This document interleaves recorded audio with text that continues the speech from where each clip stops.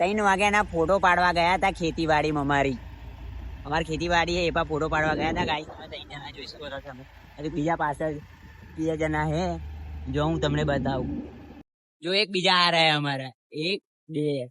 એમ કે અમે કારના ફોટા પાડવા આયા હતા. પ્રેમ, કેવું લાગ્યું તમને ફોટા પાડી? આ ઠંડી લાગે, આ ઠંડી જો. તઈને તઈને અમે તઈને તઈને ઠંડી. આ જો આ બાબુ મરદ નો પાડ્યું વાત ખરું. આ ખેતીવાડી શું કેવાય? આ ખેતીવાડી કેવાય ને પ્રેમ? આ ગામડું અમારું દેશી.